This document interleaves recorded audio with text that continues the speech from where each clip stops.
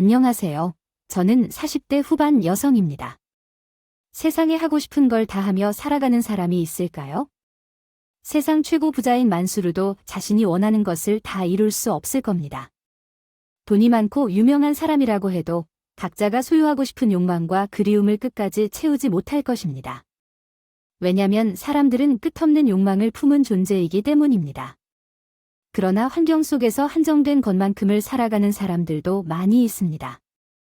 한 끼에 10만 원 이상을 들여 아무런 걱정 없이 먹는 사람도 있고 국밥 한 그릇을 사치로 여겨서 답 없이 굶어가는 사람도 있습니다. 편의점에서 라면을 먹으며 끼니를 때우는 사람들도 있습니다. 10만 원짜리 식사를 하는 사람과 편의점에서 라면으로 식사를 하는 사람 중에서 누가 더 행복할까요? 전 행복은 상대적인 것으로 생각합니다.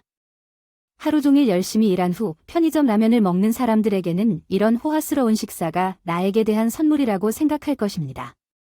그러나 이러한 행복을 추구하는 도중 뜻하지 않게 발을 헛디뎌 하는 순간 편의점 라면을 먹던 사람도 10만 원짜리 식사를 하는 사람도 나락으로 떨어지는 것은 똑같을 것입니다. 행복은 자신마다 상대적인 차이가 있을지라도 절망은 모두에게 고통스러운 것임을 우리 모두가 알고 있는 사실입니다. 제 것은 다른 사람들에게는 별다른 것이 아니었지만 하루의 행복을 찾는 중 하지 않게 차가운 절망의 늪에 빠진 적이 있습니다. 매우 열심히 살아왔고 다른 이에게 한 번도 해를 끼치지 않고 살았습니다. 하루만큼 행복해지려는 마음에 작은 사치를 부린 결과 불행의 씨앗이 되었습니다. 제가 하루만큼이라도 행복해지길 원했던 그날은 제가 가장 기억하기 꺼린 날로 남아있는데 그날의 이야기를 여러분께 전하고자 합니다. 어릴 때부터 항상 부족한 삶을 살아왔습니다. 밥을 먹어도 배가 항상 고파서 학교에 가도 다른 아이들보다 옷차림이 부족하여 하루를 버티기 힘들었습니다. 이는 저에게 일상이었고 때때로 나쁜 생각이 들기도 했습니다. 부모님께서 돈이 부족한 가정에서 태어나서 이런 삶을 살아야만 했다고 말씀하셨습니다. 어머니는 우리 집안 끼니를 책임지는 엄마였고 아버지는 소아마비로 다리가 불편하여 소일거리를 하면서 가정의 생활비를 보태셨습니다. 따라서 이런 삶을 왜 살아가야 하는지가 의문이었습니다. 열심히 사는 어머니를 보면 불평불만을 할 수 없었습니다. 엄마, 왜 나한테 급식비 벌써 한 달 지났어? 신원도 못 내서 선생님이 이번 달도 못 내면 급식 먹을 수 없다고 해서 차라리 그게 낫겠다. 야, 아니면 그냥 집에 있는 밥이랑 반찬 대충 싸서 때워 엄마. 다른 애들은 다 급식 먹는데 솔직히 우리 집 형편이 급식이 말이 되니 없는 애들 없는 대로 먹으면 될 것을 왜 꼭 다 같이 먹어야 한다고 우기는 건지? 아, 그냥 다음 달부터 먹지 마, 엄마. 내가 엄마한테 용돈을 달랬어. 그냥 학교에서 친구들이랑 같이 점심 먹고요. 싫지만 그게 불가능하다고 하면 너 엄마는 지금 어떻게 지내고 계세요? 보이지 않아요. 뭔가 있으면 말해봐. 라떼 같은 것은 내 나이에 공장에서 일할 정도로 힘들다고 했어요. 이거야. 중학교 어디 썼어? 너 좋은 시절을 소화했었나 봐, 알겠어? 전 그래서 중학교 때부터 점심시간이 되면 혼자 교실에 앉아 찬밥과 김치로 식사를 했습니다. 그런 모습을 보는 친구들의 시선은 차가웠습니다. 야, 박선혜. 이거 먹을래? 이게 뭐야? 난 너무 배부르다. 먹다 남은 계란말이 주면 고맙겠어. 전 친구가 비닐봉지에 담긴 계란말이를 보자마자 군침이 걸렸고 친구는 봉지를 열릴 때까지 없어졌다. 침을 뱉었습니다. 야, 너 지금 뭐 하는 거야? 왜 더럽냐? 이럴 거면 왜 나한테 이걸 준 거야? 내가 너무 염치 없는 게 아닌가 싶어서 순간 마음이 확 바뀌더라고. 뭐? 아니, 남은 반죽 준다고 했잖아. 덥석 받아먹는 내 모습이 갑자기 안 믿겠더라고. 그래서 침 뱉은 거야? 남이든 선이든 공손하게 받으라는 나의 깊은 뜻을 잘 알아라고. 또 진짜, 야, 간단하게 생각해. 넌 돈 없어서 급식 못 먹는 거고 난 돈 있어서 급식 먹는 거야? 그리고 내 돈 내고 먹은 음식에 침도 뱉을 수 있다는 거 알아두라고. 이거지야? 너는 벌을 받게 될 거야? 헉, 어떻게 그런 말을 할 수 있어? 너 같은 거지한테 나한테 벌을 받게 하겠다고? 앞으로는 그 더러운 반찬 냄새가 풀풀 퍼지면서 교실에서 밥 먹는 동안에 들키게 되면 다음번에 내 밥에 침을 뱉을 테니까 그렇게 해, 알겠지? 그렇게 나쁜 짓을 하는 친구에 대해 하는 말이 없었어요. 친구가 한 말이 그때는 모두 맞았거든요. 남이 주는 거 완전 찍어받는 게 염성 제가 제일 싫어하는 것인데도 그런 행동이 본능적으로 나왔다는 것에 정말 제 자신이 너무 한심하고 부끄러웠어요. 그날 도시락도 먹지 않고 울면서 집으로 돌아가던 중 제 앞에 꽃비가 쏟아졌어요. 너무나 맑은 하늘과 바람을 타고 흩날리는 벚꽃잎들이 눈물을 자꾸 나게 하지만 제가 체험한 이곳은 꼭 천국 같았습니다. 매일 다니는 학교 사이였지만 이렇게 아름다운 것들을 본 적이 있었나 생각했습니다. 안 본 것이 아니라 그동안 삶에 지쳐 못 보고 지나친 아름다운 것들이 정말 많았구나 그때 깨달았습니다. 사람들은 마음에 꽃이 피어야 꽃을 볼 수 있고 마음에 먹구름이 가득하면 먹구름만 보이게 됩니다. 너무나 치욕스럽고 자신을 원망했던 그날 벚꽃잎은 왠지 절 위로하는 듯이 세상에 나 혼자만을 위해 존재하는 것 같았습니다. 그래서 벚꽃은 나에게 아주 특별한 의미가 되었어요. 시간은 흘러 어느덧 성인이 되고 겨우 고등학교를 졸업한 후 취업 세계로 뛰어들었습니다. 졸업장을 든 채 취업을 해야 한다는 것은 참 힘들었습니다. 허들은 일이나 단순 노동 같은 직업만 있었고 같은 일을 해도 대졸자와 고졸자의 연봉 차이는 상당했습니다. 면접을 보러 가면 마치 죄인인 것처럼 주눅이 들었습니다. 박선희 씨, 왜 대학에 안 다녀왔어요? 라며 집안 형편이 좀 어려웠기 때문입니다. 그럼 악플은 어떻게 할 거예요? 뭐려? 공부해서 대학 갈 거냐고요?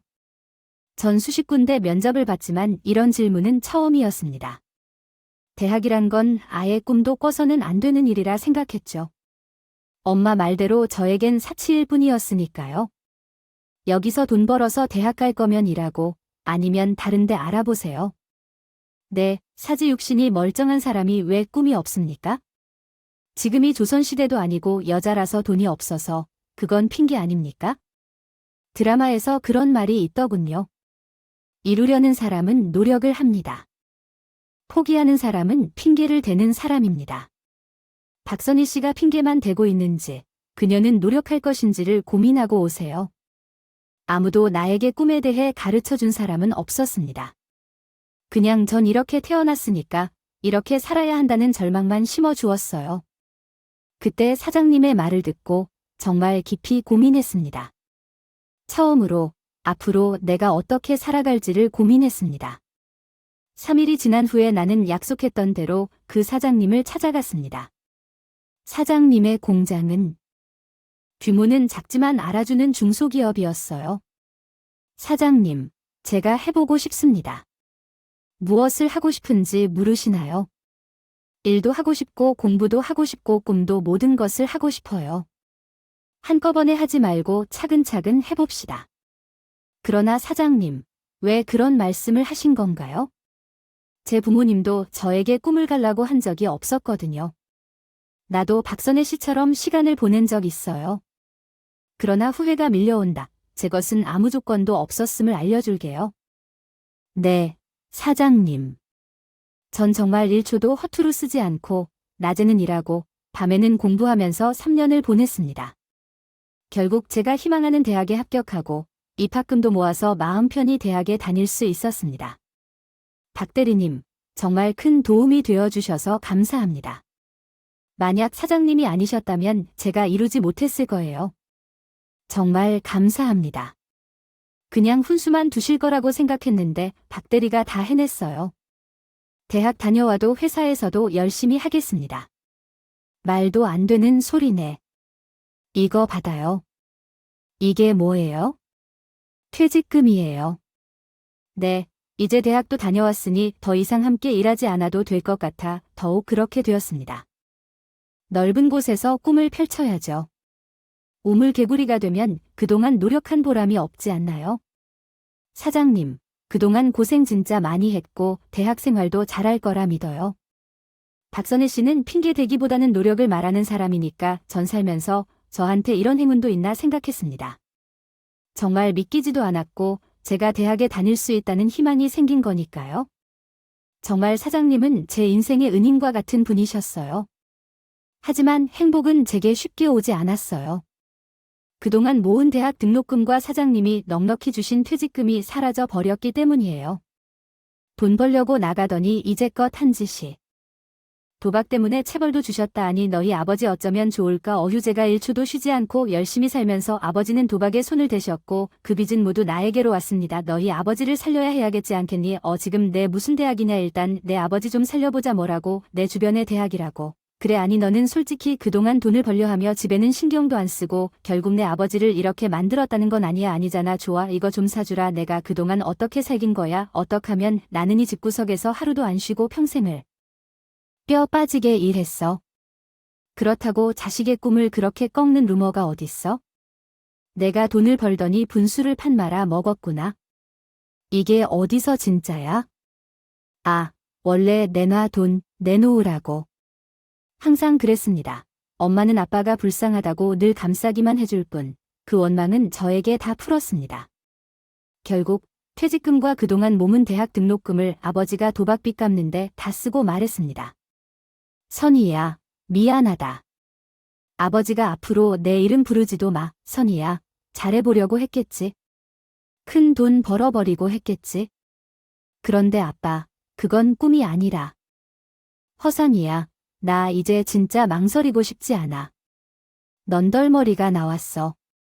난 한 번도 부모님께 도움을 부탁한 적이 없어. 엄마 말대로 그대로 살다 간다 죽게 될 거라고 생각했어. 그러나 꿈이 생겼고 그 꿈을 이루기 위해 열심히 달려왔는데 왜 말리는 거지? 돈 좀 갚아줬다고 아버지에게 화를 샘바렸나? 나 앞으로 부모 없이도 살 수 있다고 생각하고 살 거야? 이번 일은 자식으로서 당신들에게 마지막 선물을 준다고 생각해. 잘 먹고 건강하게 살아. 그렇게 부모와의 인연을 끊고 다시 땅바닥으로 내려갔다. 하지만 포기하지 않고 살아남기 위해 열심히 일자리를 찾아서 작은 공장에서 일하게 되었다. 단순 노동을 하는 작은 공장이었어요. 하지만 지난 일터처럼 저에게 아무도 친절하게 대해주는 사람은 없었습니다. 야, 너 때문에 지금 밀린 거 안 보여? 아, 죄송합니다. 너 졸았지? 아니요, 안 봐도 뻔해. 밤마다 실컷 놀다가 공장에 와서 그냥 하루하루를 때우는 인간들. 딱 너야. 앞으로 한 번만 더 이러면 진짜 너 가만히 안 둬. 알겠어? 그땐 정말 하루하루가 즐겼습니다. 작업량도 많았고 선배들의 괴롭힘에 몸도 마음도 너무 힘들었습니다. 그런데 어느 날 저에게도 후배가 생기기로 했죠. 아, 여기는 이준호 씨, 선희 씨가 맡아서 잘 좀 가르쳐봐네. 잘 부탁드립니다, 선배님. 까무잡잡한 얼굴에 작은 키, 호감형이라고 보기는 어렵지만 순박한 사람이구나. 그게 그 사람에 대한 나의 첫 인상이었습니다. 선배님, 이렇게 하는 게 맞나요? 근데 좀 더 빨리 해야 해요. 여기서 밀리면 뒤에도 영향을 줄 수 있으니까요. 뭐가 그리 좋은지 맨날 헤헤거리고 다니는 그 남자 뭐 때문에 저렇게 웃는지 이해할 수 없었습니다. 하루하루가 고통인데 그 사람은 왜 자꾸 웃는 거죠? 보면 볼수록 밉다는 생각밖에 안 들었습니다. 이준호 씨, 이거 왜 이런 거예요? 자격일치로 쓰면 안 되는 거 알잖아요. 아까 저쪽에 계신 선배님이 그냥 쓰라고 하셔서 이준호였어요. 씨, 그게 무슨 말이에요? 저 사람들이 당신을 엿먹이려 하고 있다고 생각하시나요? 맨날 헤헤거리면서 웃기만 하고 하찮은 일도 하지 않고 저를 피해주지 않으며 일 좀 열심히 해주세요. 이해했습니다, 선배님. 나는 저 남자를 쳐다보았고 우리 투기가 만만찮았으며 그 남자를 때렸습니다. 야, 너 나 놀리는 건가? 왜 웃어? 선배님, 아니요. 너도 내가 우습다고 생각하나? 내 모습이 우스운 거지 아니에요. 혹시 너도 내가 하찮은 존재로 보이나요? 무슨 마음인지 정말 그날 그 남자 품에 안겨서 그동안 당했던 서름을 다 토해내듯 펑펑 울었습니다. 그런데 그 남자는 펑펑 우는 나를 그냥 말없이 안아주며 어깨를 토닥토닥 해주었어요. 마음껏 울어도 돼요. 당신이 뭔데, 당신이 뭔데, 전 선배님의 수호천사라고요. 뭐라고요? 오늘부터 선배님 수호천사라고요. 뜬금없는 고백에 나는 눈물을 멈추었고 눈물이 맺힌 채 얼굴을 만져주며 우리는 그렇게 사랑을 시작했습니다. 사내 연애를 한다고 하면 분명히 따가운 시선들이 우리를 쳐다볼 테지만요. 괴롭힐 거라는 것이 분명해서 우리는 007 작전을 창조할 만큼 사실을 꼭꼭 숨겼어. 자기야, 이거 누가 보면 어떻게 할지 몰라서 부장님 따라 나갔다가 자기가 크림빵을 좋아해서 바로 적어줄 거야. 정과장 오기 전에 빨리 먹어야 해. 우유도 가져다 줄게. 고마워. 우리 엄마는 뭐든 좋은 거 있으면 누가 보지 않게 빨리 내 입에 넣어주기로 했는데 엄마 마음이 이런 거겠지. 자기가 잘 먹으니까 진짜 행복해. 준호 씨 어머니는 정말 좋은 분 같아. 그럼 세상에서 내가 가장 사랑하는 사람이니까? 우리 어머니처럼 자식을 생각하는 부모는 없을 거야? 어렵더라도 혼자서 키운다고 해도 엄청 애써 주셨으니까. 부러워. 자신의 어머니를 가진 당신이 굉장히 부러워 보여. 자기 부모님은 어떤 분들이세요? 우리 부모님은 더는 없어. 두 분 다 돌아가셨어요. 나에겐 부모님은 원래 없던 존재였어. 그런 게 뭐야? 전 아무에게도 말하지 못했던 부모님에 대한 이야기를 그 사람에게 모두 털어놓았고 그는 저에게 뜻밖의 말을 했습니다. 고생하셨어요. 정말 이동안 많이 힘들었겠어요. 힘들었죠. 응, 정말 힘들었어요. 이제부터는 저가 더 이상 힘들지 않게 해줄 거예요, 선이야. 응, 나와 함께 해주세요. 결혼해줄래? 저는 이미 새로운 가족을 만나 넉넉하지는 않지만 시어머니의 따뜻한 사랑 속에서 결혼 생활을 즐기고 있습니다. 시어머니는 정말 너무 좋은 분이셨어요. 남편이 3살 때 시아버님을 여의고 홀로 모든 어려움을 겪으면서 자식을 키워주셨습니다. 밝고 웃음이 많은 남편의 이유를 시어머니를 보며 이해할 수 있었습니다. 시어머니께서 우리 집에 있어 주실 텐데 감사하지만 이렇게 착하고 예쁜 분이 우리 가정의 일원이 되어주신다니 준호야. 엄마가 이젠 믿기지가 않아. 믿으셔도 돼요, 자기야. 내 어머니가 우리 가정을 이렇게 환영해 주셔서 정말 감사합니다. 환영인데 앞으로 우리 준호를 잘 부탁해요. 저도 잘 부탁드려요, 어머니. 시집에 가서 가족이란 것이 이런 것이구나를 처음 느꼈습니다. 사람들의 온기가 가득하고 서로를 아끼는 것을 깨달았어요. 태어나 처음으로 제 식구들을 만난 기분이었어요. 시어머니, 저, 그리고 남편까지 우리는 셋이 각자의 일터에서 열심히 일했습니다. 집을 좀 넓혀서 아이를 가질 계획도 있었고 우리 부부는 좀 더 돈이 모이면 어머님이 더 이상 일을 하지 않게 하려고 부단히 노력했습니다. 시어머니는 시장에서 생선 가게를 하셨습니다. 비가 오나 눈이 오나 하루도 빠짐없이요. 시장에서 장사를 하다가 바빠서 어머니에게 쉬라는 건 할 수 없는 일이었습니다. 아, 이젠 봄이 오는 걸 느낄 수 있네요. 그러죠. 벚꽃이 조금만 핀다면 금방 피겠죠. 벚꽃을 보면 여러 가지 감정이 교차하죠. 힘들 때 나를 위로해주고 세상에 아름다운 것이 많다는 것을 알려주고 싶어요. 그래서 나는 늘 봄을 기다렸습니다. 바빴기 때문에 벚꽃이 피거나 지고 있는 것조차 모르고 살아왔네요. 선이야, 이번에 우리 벚꽃 구경 가볼까요? 둘이서 벚꽃 구경 갈 거예요. 어머니도 함께 모시고 가고 싶네요. 여행이란 한 번도 안 해보신 분들은 우리끼리 봄을 즐길 수는 없겠죠. 역시 우리 엄마 당신은 천사야. 나 천사 아니야. 자기랑 어머님이 천사니까 이번 주말에 가자. 벚꽃이 가장 아름다울 때 좋아하는데 친구한테 차 좀 빌려야겠다. 우리 가족끼리 오붓하게 가려면 그렇지 팍팍한 살림 때문에 나들이 한 번 제대로 못 간 가족들에게는 작은 휴식이 필요했습니다. 호캉스나 해외여행은 못 가도 봄에 핀 벚꽃이라도 마음 편히 볼 수 있는 시간이 있어야 한다고 생각했습니다. 아이고, 너희 뭐 늙은이 데리고 가봤자 피곤만 할 뿐이야. 어머님, 만일 어머님이 안 계시면 안 될 것 같아요. 니네 둘은 즐겁게 노는 동안 난 괜히 나까지 가서 꽃을 제대로 보지 못할 거예요. 엄마, 선이가 엄마를 꼭 데려가고 싶다고 속으로 바랐어요. 그리고 그 친구한테 차도 빌려놨으니까 우리 셋이 조용하게 꽃을 구경할 수 있겠다는데요. 어릴 적에는 죽은 동생이랑도 봄마다 나무를 캐고 꽃반지도 만들면서 참 좋았는데요. 어머님 동생분이 계셨단 말이죠. 시장통에서 분실한 걸 소문으로 들었는데 차에 치여서 이 세상을 떴다는 소문이 있대요. 그 이후로 본 적도 소식도 들은 적이 없어요. 이번 봄에 저희와 즐겁게 보내시면 동생분도 하늘에서 기뻐하실 것 같아요. 우리 며느리의 마음씨도 어찌 이렇게 따뜻한지 생각해봐도 결국 시어머니는 저희의 간곡한 설득에 따라 함께 꽃놀이를 가기로 하셨고 저희는 나들이를 간다는 기분에 들뜨며 여행을 가는 5일 전을 하루하루를 기다리며 보냈습니다. 이제 왜 시간이 이리 늦게 가는지. 자기야, 이틀 후엔 출발이야. 뭐, 다치진 않겠지?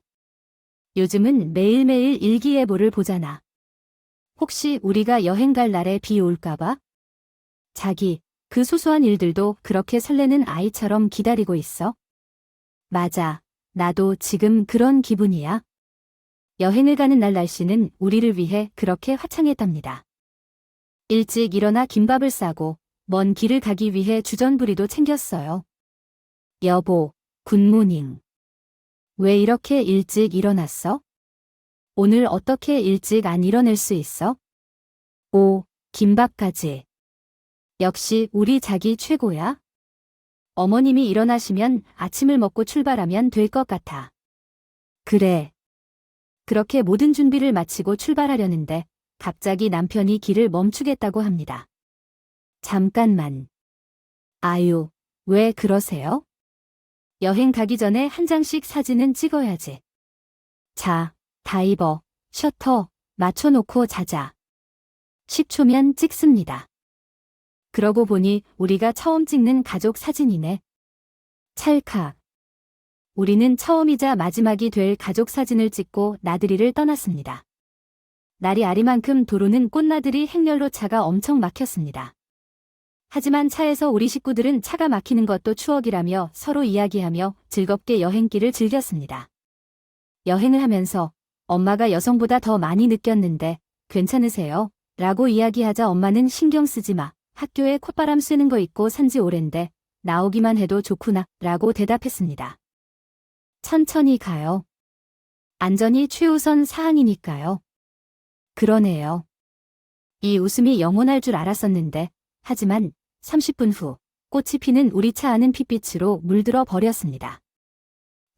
이제 좀 차가 뚫리는 것 같네요. 이제 좀 달려볼까요? 남편은 막혀있던 도로가 개설되자 속도를 올리고 도착 지점을 10분 정도 앞둔 그 순간 저게 뭐야?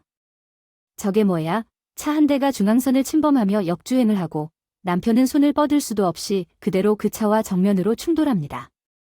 우리 차는 충돌 후 가드레일에 부딪혀 도로 밑으로 추락하고 이후 내 정신이 잃어져 버렸습니다. 눈을 떴을 때 여기가 어디인지 그리고 왜 여기에 있는지조차 알 수가 없었습니다. 박선혜 씨, 정신이 좀 들겠습니까? 네, 근데 제가 왜 여기에 교통사고가 난 건지 기억이 안 나나요? 그제서야 머리가 아프기 시작하며 우리 차가 충돌했다는 게 기억이 났습니다. 우리 남편은요. 그리고 어머님은요. 어머님이 왜 여기에 진정 좀 하시고요. 이따 뵙겠습니다 하도록 도와드릴게요. 지금은 안정하셔야 해요. 그럼 우리 남편은요. 어디 계신가요? 왜 말을 안 하시죠? 전 뭔가 불길한 직감이 들고 온몸이 부서질 듯한 고통을 느끼며 남편과 시어머니를 찾으러 다녔습니다. 그런데 제가 누워있던 응급실 맞은편에 하얀 천으로 덮여져 있는 한 사람이 있었습니다. 제발 아니길 마음으로 빌며 한 걸음씩 다가갔습니다. 오후 6시 23분, 이준호 씨가 사망하셨습니다. 뭐라고요? 환자분 진정하시고요. 우리 남편 맞아요? 진짜 맞냐고요? 전 믿기지 않아서 하얀 천을 걷었는데 날 위해 웃어주던 남편의 얼굴은 사라졌고 싸늘한 시신만이 제 앞에 있었습니다. 구급대원은 뒷좌석에 있는 두 분을 살리려 했다고 말했습니다. 핸들을 무리하게 꺾다가 사망하신 분 같다고 합니다. 면목이 없습니다. 전 남편의 시신을 보자마자 주저앉았고 눈을 뜨거나 감거나 눈물이 멈추지 않았습니다. 저렇게 착한 사람을 하늘이 왜 이렇게 일찍 데려가신 걸까요? 이제 전 진짜 가족을 만났는데 왜 이 행복을 이렇게 급하게 빼앗아가는 걸까요? 모든 것이 원망스러웠습니다. 당신을 떠나가면 안 돼요. 어떻게 살라고, 어떻게 살라고? 안 돼요? 환자분께서는 지금 남편분도 너무 안 되셨지만 어머님도 한번 보셔야 할 것 같습니다. 어머님이요? 어머님은 왜요? 전 의사의 안내에 따라 중환자실에 누워 계신 어머님을 보게 되었습니다. 잠원이 열리는 바람에 사고가 나면서 다리를 잃게 되셨습니다. 방금 남편의 죽음을 확인한 지 5분도 안 됐는데 시어머니마저 다리를 잃고 중환자실에 누워 계십니다. 전 이 세상 온갖 불행이란 불행은 다 떠와야 하는 기분이었습니다. 정신적으로 너무 큰 충격을 받아서 그 자리에 쓰러지고 아무것도 먹지 못하였습니다. 겨우 정신을 차려 남편의 장례를 치르고 한 달 정도가 지난 후 어머님은 깨어나시고 이 모든 상황을 알게 되셨습니다. 내가 죽어야 하는데, 아이고, 언니들이 어떻게 할까요? 우리 불쌍한 선희의 어머님은 자신의 다리를 잃은 것보다 남편의 죽음과 남편을 잃은 저를 더 걱정하셨습니다. 내 몸뚱아리 다 가져가시지요. 왜 젊은 애를 만든 건지 아이고. 어머님이 깨어나시자 모든 것이 현실이구나를 확실히 느끼게 되었고 남은 가족 어머님을 위해 정신을 차려야겠다고 생각했어요. 어머니, 준우 씨는 좋은 데로 갔을 거예요. 얼마나 착한 사람이었는데. 너무 걱정하지 마세요. 내가 죄인이다. 내가 죄인이야. 내가 저지른 죄가 많아서 너희를 이렇게 만든 거야? 시어머니는 3달 동안 병원 신세를 치셨습니다. 퇴원할 때 어머니는 두 발이 아닌 휠체어에 의지하여 퇴원하게 되었어요. 한 계절이 지난 후에 우리 집에 찾아온 우울함이 그 어젠가 한아름 멈춰섰습니다. 어머니 방으로 안내해 드리겠습니다. 선희야, 내 어머님, 이제 됐어. 근데 뭐가 그만해? 이제 나는 그만 걱정하고 내 길을 따라 가거라. 어머님, 그게 무슨 말인가요? 내 몸뚱어리로 일을 하겠니? 뭘 하겠니? 너한테 침만 될 거야? 그러니 심히 괜찮아. 아직 젊고 예쁜 네가 나한테 있으면 안 돼. 넌 아직 앞길이 모두 박자니? 시집와서 고생도 많이 했는데 세미는 정말 그 정도만 해도 충분하다고 생각한다. 그러니까 어머니 그런 말씀 마세요. 나에게 가족이 어딨어요? 나에게는 어머님이 뿐이에요. 저를 이렇게 보내시면 혼자 남게 되는데 싫어요. 저는 어머님과 함께 평소에 살고 싶어요. 어머님은 제 부모이시고 유일한 가족이시라고요. 그러니 다시 그런 말씀 마세요. 선희야. 남편이 세상을 떠나고 제가 그렇게 시어머니를 모시고 살기로 마음을 먹었습니다. 둘이서도 잘 살 수 있다는 다짐을 하면서도 시어머니의 병원비와 간병비를 혼자서 감당하기에는 정말 너무 힘들었습니다. 살림도 더욱 어려워지고 결국 저는 몸도 부서지게 되었고 제대로 된 잠도 자지 못하고 하루하루를 보냈습니다. 그런데 어느 날 일자리 센터에서 연락이 왔어요. 박선희 씨, 드세요. 그러자 저번에 더 좋은 시급을 부탁했던 일자리가 하나 생겼다는 소식을 들었습니다. 하지만 막상 그 일을 맡게 되자 무슨 문제가 있는 건가요? 라고 물으셨는데 그 이유는 성북동의 한 회장님 댁이라 그 집이 좀 까다로운 집이기 때문이라고 하였습니다. 그러나 그 일자리의 시급이 다른 집보다 2배나 많았습니다. 제가 해볼게요. 제가 할 수 있어요. 괜찮아요. 하게 되었는데 가정부로서의 경험은 처음이지만 문제 없을 거라고 생각했습니다. 그래도 자신 있었습니다. 사실 어디 가서 일을 못한다는 소리는 들어본 적이 없는 저였기 때문에 돈만 생각하고 회장님 댁에 들어가게 되었죠. 일단 면접부터 보겠답니다. 그러니까 잘 하고 오세요. 전 최대한 단정하고 깔끔하게 보이기 위해 옷차림에도 신경을 썼습니다. 드디어 회장님 댁 문이 열리고 전 넓은 잔디밭을 지나 회장님 댁으로 들어가게 됐습니다. 여기서 잠깐 기다리세요. 사모님 내려오실 겁니다네. 전 사모님을 기다리며 왜 이렇게 가슴이 뛰는지 온통 면접 걱정뿐이었습니다. 사모님, 면접 볼 사람 왔습니다. 사모님은 누군가를 휠체어에 태워서 저에게로 오는 광경을 보고 정말 깜짝 놀랐습니다. 사모님은 제 시어머니이시고 휠체어를 밀어주는 남자는 내 남편이었습니다. 너무 놀라서 남편의 이름을 불러버릴 뻔했지만 2번 깜빡 비비니까 두 사람은 우리 시어머니와 남편을 닮았다는 사실을 알게 되었습니다. 요새 너무 바쁘게 업무에만 몰두해서 제대로 식사를 하는지를 의심했지만 계속 봐도 두 분은 우리 가족과 정말 닮았습니다. 그들을 그렇게 오랫동안 응시하는 이유가 뭔가요? 미안합니다. 이런 경험 해본 적이 있습니다. 제가 가정일에는 소질이 있어서요. 그리고 잘하십니다. 아니, 내 아들을 돌보는 일로 경험이 있습니다. 네, 전 가정부로 들어가서 일을 하는 줄 알았는데 그게 아니라 사모님의 아들을 돌보는 사람으로 면접을 보게 되었습니다. 내가 집안일을 시키거나 아드님을 돌보려 해 사람을 구하려고 시급을 그만큼 주었어요. 보시다시피 내 아들은 하반신마비로 24시간 돌봐줘야 하는데 이 일을 해야 할지 말아야 할지 처음에는 걱정이었습니다. 그러나 시급이 너무 좋았기 때문에 결국 하기로 했습니다. 그런데 사모님, 7시에 퇴근할 수 있도록 해주실 수 있을까요? 사실 제 다리도 불편해서요. 시어머니를 모시고 있는데요. 제 아들만 잘 쾌유해준다면 그렇게 하도록 하겠습니다.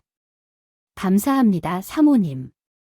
제가 면접을 보고 난 뒤 온몸의 긴장이 풀려 집에 가는 길에 털썩 주저하고 말았습니다.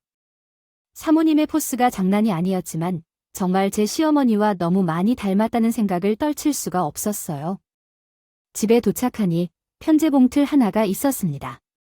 땡땡 사진관, 이게 뭔가 싶어서 열어봤는데 봉투 안에 있는 사진을 보자마자 눈물이 왈칵 나왔습니다. 가족 여행을 가기 전 남편과 함께 찍은 우리 세 식구의 가족 사진이었어요.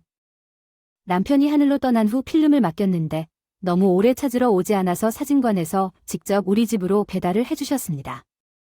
제가 그 사진을 보고 혹시 어머님이 들으실까 하여 베개를 얼굴에 묻고 얼마나 울었는지 모릅니다. 이 사람이 무엇을 잘못하셨길래 이렇게 일찍 데려가셨는지 모르겠어요.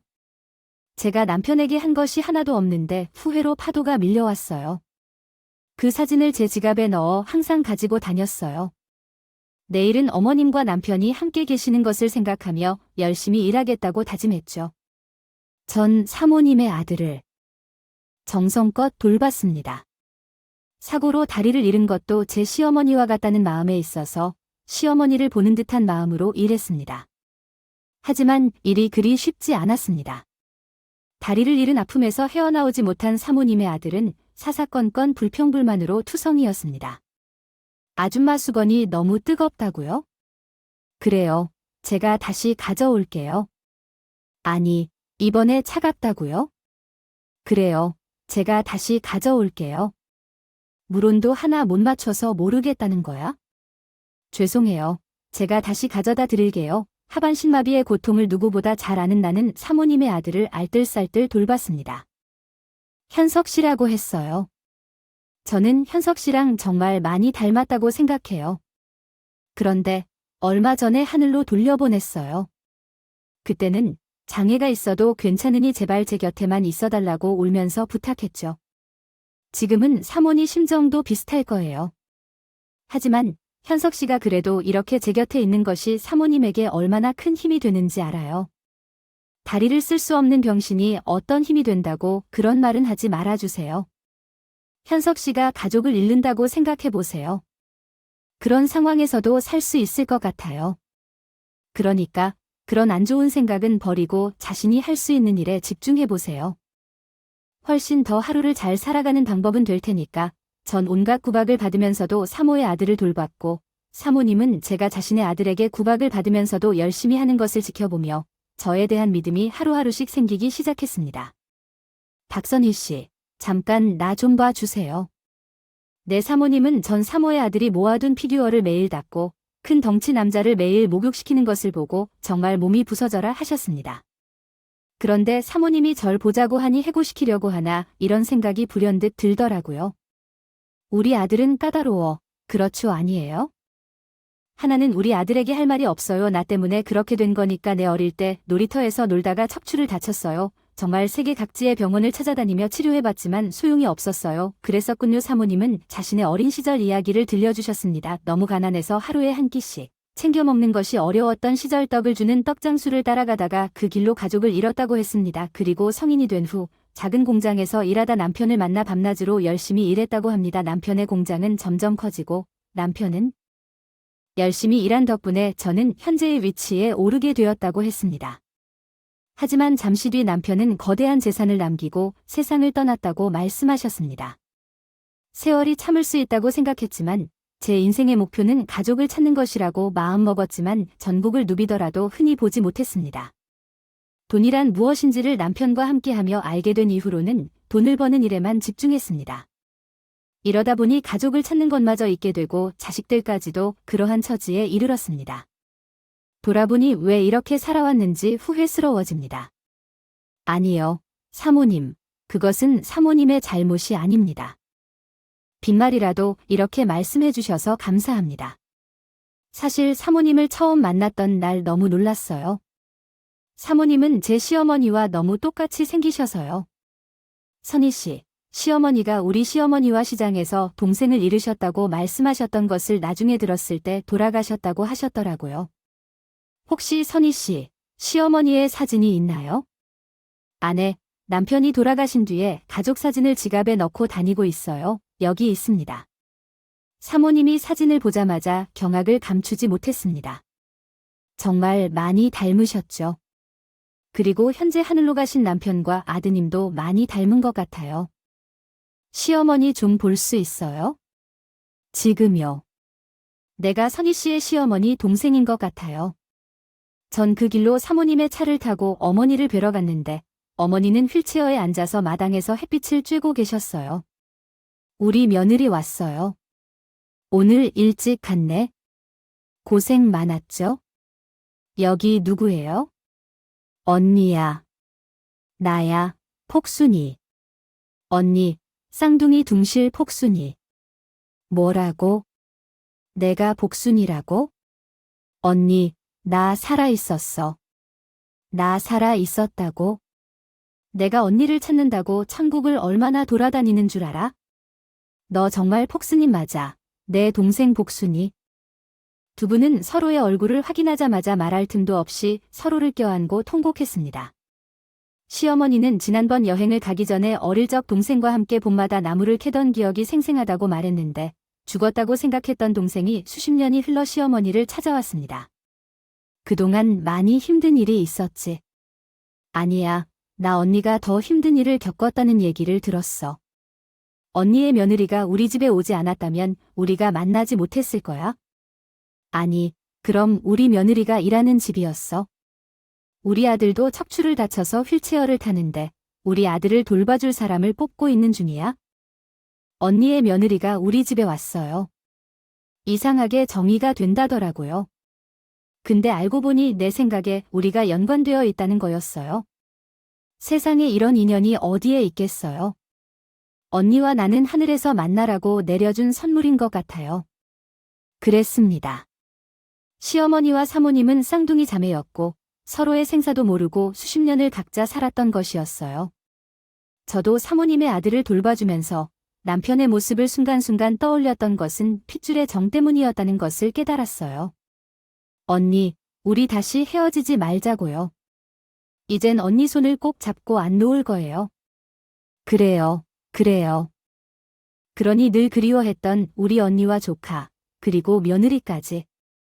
나도 이제 진짜 가족이 생긴 거야?